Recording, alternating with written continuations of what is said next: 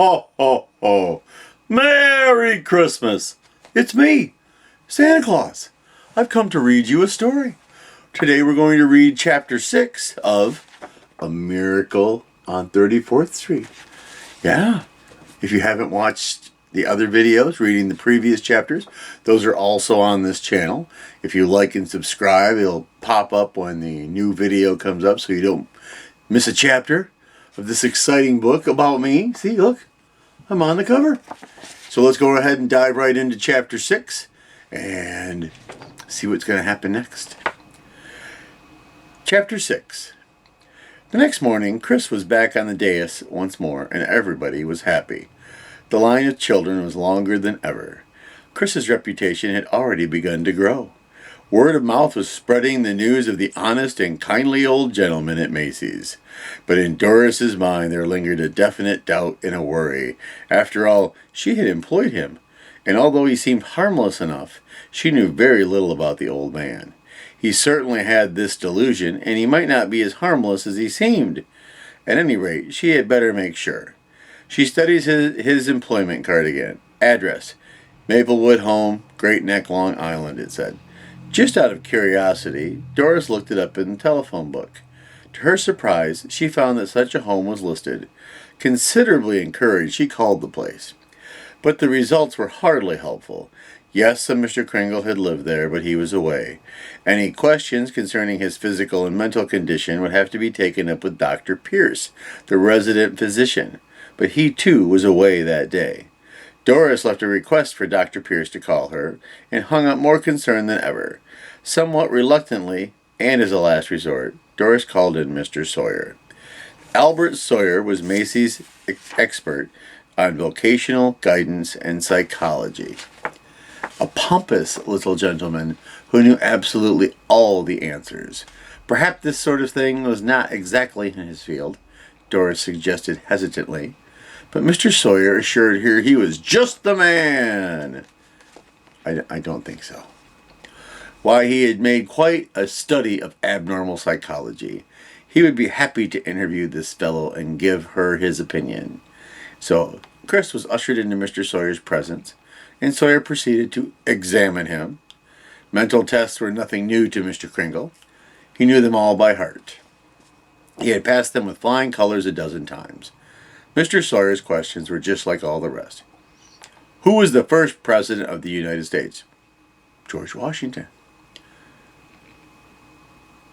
How much was 3 times 5? 15. Chris answered them all as patiently as he could, but Sawyer's self-importance rubbed the old gentleman the wrong way, and the nervous barking manner in which he added the questions irritated Chris more and more. How was his eyesight? His hearing? Was his memory good? He went on and on. Now Sawyer held up 3 fingers in front of Chris's nose. How many fingers do you see? He asked. 3, answered Chris. Oh, and I see that you bite your nails, Mr. Sawyer. You're quite nervous, aren't you? Do you sleep well at night? That's no concern of yours, snapped Sawyer. How much is 3 times 5? 15, said Chris. You asked me that before. Nervous habits like yours are often the result of insecurity. Are you happy at home, Mr. Sawyer? This was more than Sawyer could stand. Chris had apparently touched a sore point. That'll be all, Mr. Kringle, he said coldly. You may go. Thank you, said Chris as he rose. And take it easy, Mr. Sawyer. Get out in the fresh air more. Get some exercise. Relax. And Mr. Sawyer's questions were just like all the rest as the caption for this picture. There's Mr. Sawyer. There's the back of Santa Claus head. Mr. Sawyer's kind of looking not like he's too happy, does he, children? No, he doesn't look happy at all.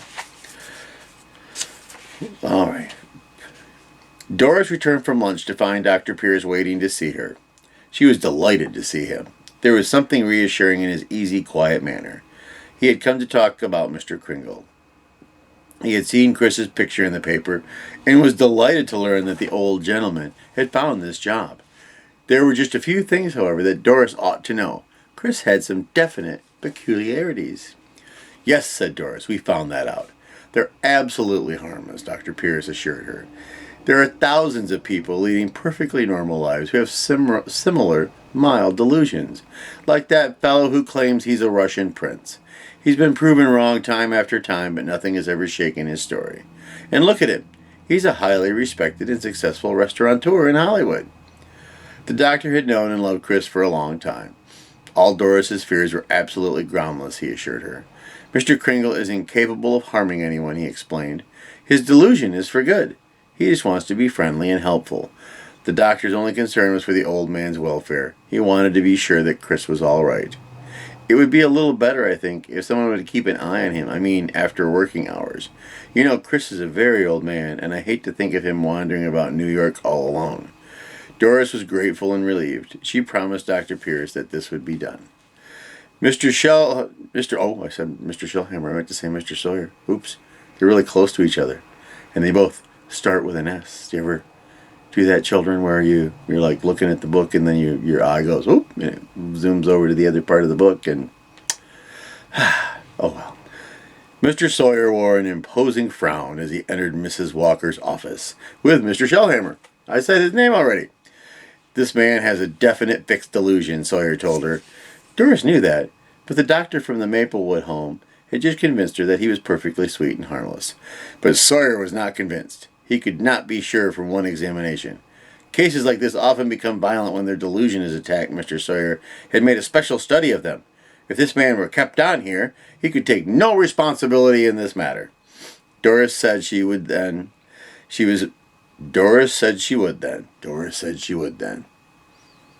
My S's today. I don't know, children. It's getting closer and closer to Christmas. I got other stuff in there going on. Doris said she would then. She was certain that Dr. Pierce knew what he was talking about. Sawyer rose to leave. I warn you then, Mrs. Walker, that I wash my hands of the whole affair. If this man grows violent, if something happens, the responsibility will be entirely yours. In spite of this warning, Doris and Shellhammer agreed that, as far as Mr. Kringle was concerned, their worries were over. All that was necessary was for someone to keep an eye on him, sort of take custody of him. I think that's a splendid solution, said Mr. Shellhammer. And of course, you're just the person to do it, Mrs. Walker. Oh, no, Doris said, shaking her head. I live all alone with my daughter. How can I have him stay with me? Well, said Shellhammer thoughtfully, my boy's away at school. We do have an empty room. Wonderful, said Doris. But I'll have to arrange it with Mrs. Shellhammer first, and that will take a little doing. I'll tell you what. If you take him home to dinner tonight, I'll talk to my wife and call you up later. And so it was agreed. And so it was the end of chapter 6. So, yeah, that Mr. Sawyer character, kind of grumpy.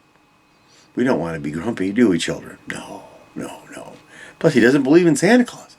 I'm right here. Oh, well. So we'll be back tomorrow with another chapter, chapter 7. As I said before, if you like and subscribe, I do believe there are buttons somewhere down there that can help you with that. If you need one of your parents to do that for you, completely understandable. Santa Claus isn't a big internet whiz himself. So I will see you tomorrow. Merry Christmas. Goodbye.